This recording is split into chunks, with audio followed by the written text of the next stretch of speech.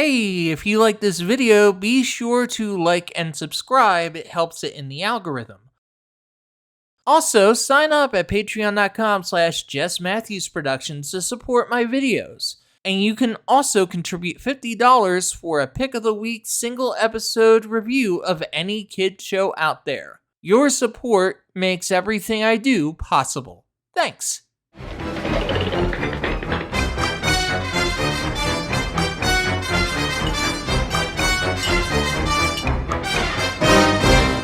Fox Kids Club recently took a look at Tom and Jerry Kids, a modern spin on a legendary classic cartoon franchise.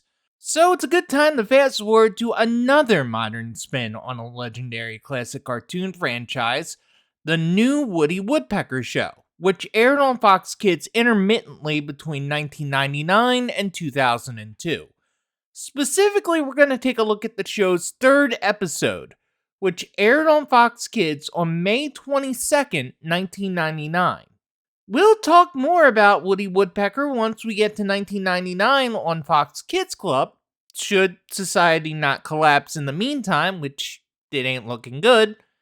But in brief, it was an attempt to take the character back to his roots. The Woody Woodpecker of the 1940s was a completely insane creature, crazier than even the pre-Chuck Jones Daffy Duck. In the 1950s, that wackiness was dialed down considerably until Woody became a far more sedate character in the mold of later Bugs Bunny. Only far less funny, because those later Woody Woodpecker shorts are, well, they're not good. The 1999 show takes clear inspiration from the Seamus Culhane take on the character from the 40s, and he's even redesigned to look closer to that design of the character. The two Woody Woodpecker cartoons in this episode illustrate the show's approach to the character pretty vividly, and let's talk about them first. In Temper, Miss Meanie, Woody's landlord, is following the advice of her doctor, who looks like Don Knotts for some reason, to stay calm and not give in to her temper. This is made difficult by Woody, who is quite capably voiced by Billy West in this show, who is practicing for the Healing Games. Said practicing involves copious amounts of loud noise and property destruction.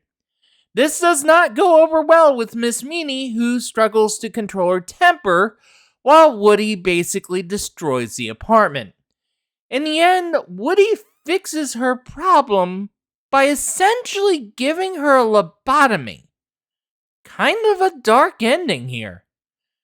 In Crash Course, Woody hops over to his girlfriend Winnie's house for some Saturday morning TV, only to discover that she sold the TV so she could afford flying lessons with an ace pilot, whose name I am not going to pronounce here because I will butcher it, so I will just let the show say it. And flying lessons with wings, Banderhausen, Hosenflausen, a dreamy foreign pilot for another. Woody dispatches of, Say there, Banderhausen, Hosenflausen, Ausen, Sausen, Season, Susan. and poses as him. His scheme is to give Winnie the worst flying lessons possible so she can give up and buy another TV. Winnie eventually catches on and turns the tables on Woody. These shorts have simple, attractive plots on which to hang character-driven gags on. You can feel a genuine attempt to channel the best of the shorts of the golden age of animation. That's not surprising. The show was developed by Bob Jakes, with Jim Gomez serving as story editor. Both of them come from Ren and Stimpy.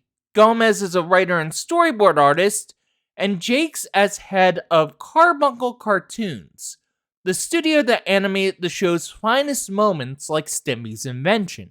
That also plays into the episode's weakness. Carbuncle is not the show's animation studio, and the pedestrian animation in this episode kind of hurts what they're trying to do here. One can just imagine how much better it would look with a studio actually able to cut loose. That inability to cut loose also affects other aspects of the show in general, It feels like it's being held back by somebody, be it Fox Kids or Universal. But there's a bigger problem with these cartoons, and it's that Woody Woodpecker is a fucking asshole. He's rude, he's ignorant, he takes a perverse pleasure in messing with other people's minds. To put it bluntly, he's unlikable, and that harms the cartoons in pretty meaningful ways. There isn't anything inherently wrong with an anti-hero, but it's harder than you think to do it right. For instance, Homer Simpson is an objectively terrible person. He's lazy, he's incompetent, and he has a violent temper. But deep down, he does genuinely love his family. There are redeeming qualities. But even the Simpsons didn't always thread that needle. Witness the jerk-ass Homer of the Mike Scully era. Now, these are traits that the 40s version of Woody Woodpecker had as well. Cartoons like Barbara Seville and Ski for Two have Woody slapping around some poor schlub for the entire duration of the cartoon. But what it lacks in likability, it makes up for in the sheer manic energy of the short's animation, which this show doesn't have. Classic cartoon revivals are hard to get right, especially if they're straight reboots. If a bit more money was allocated, if they made the character and format a bit more television friendly, that might have worked. But as it is, this episode just screams lost potential. And that lost potential is brought into much sharper relief with the show's middle segment, which I've been saving for last. In the grand tradition of US Acres and Cats and Company, the new Woody Woodpecker has a B segment acting as the second short in each episode. Chilly Willy, another big-name Walter Lantz star. But for reasons I can't confirm, this episode straight up airs a classic cartoon. The only example of classic animation to air on the show during its run. But if I were to pick a single Lantz short to include in the new Woody Woodpecker Show, it would be this episode's selection, The Legend of Rockabye Point. It's one of 4 Walter Lantz shorts directed by Tex Avery. In my opinion, the greatest director to emerge during the classic era of animation. He's the guy that made the Looney Tunes loony. He's the guy that provided the spark to MGM's moribund cartoon studio. Rockabye Point is the 3rd short to feature Chilly Willy, and the 2nd one that Avery directed. But while Chilly Willy is the quote-unquote star of this short, he's not the protagonist. That goes to an unnamed polar bear. The short is set up as a flashback narrated by an old fisherman who hears the song Rockabye Baby in the distance. He tells of the legend of Rockabye Point, which happened years ago when a ship was making a large shipment of fish. This attracts both the polar bear and Chilly Willy, but the fish are guarded by a small but fierce dog who has more teeth than a shark. If the dog spots the polar bear, he summarily delivers a good chomp to the bear's ass. But he's pacified when the bear hurriedly sings Rockabye Baby, which puts the dog to sleep and allows the bear to move in on the fish.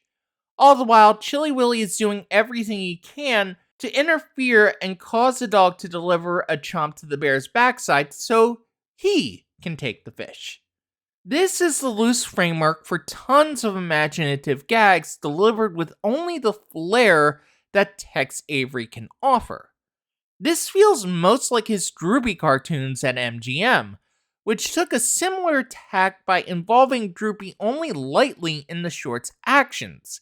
In fact, this short is clearly patterned after an earlier Droopy cartoon, Deputy Droopy. Chilly Willy is more active than Droopy ever was.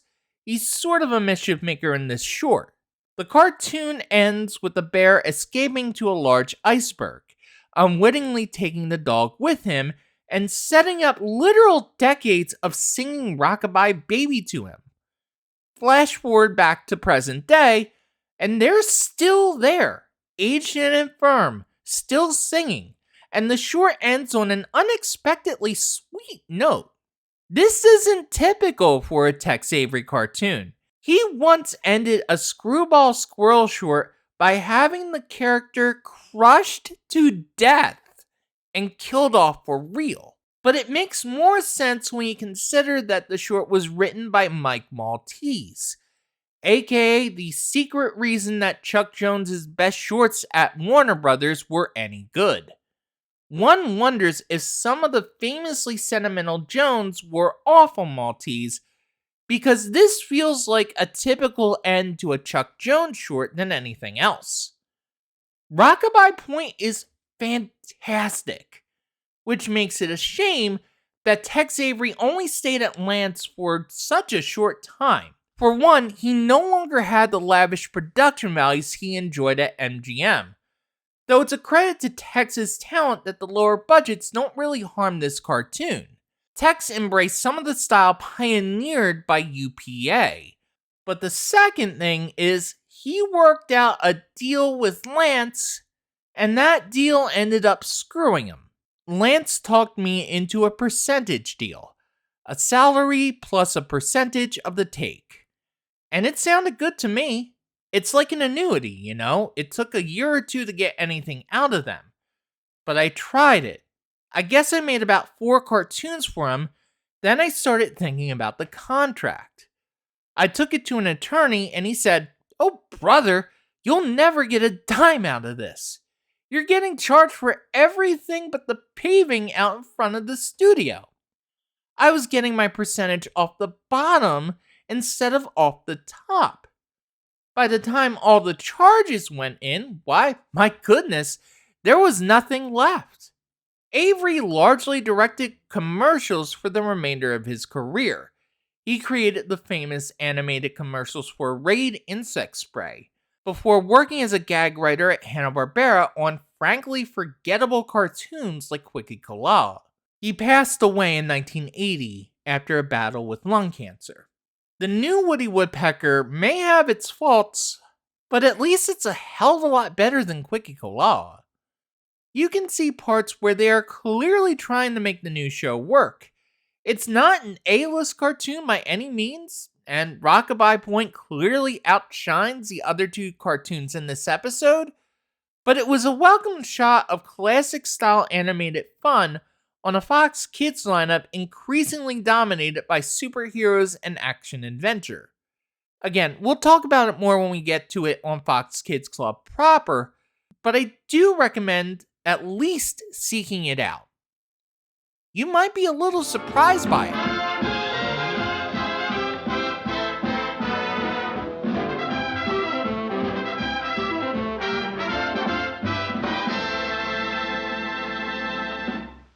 Guess who?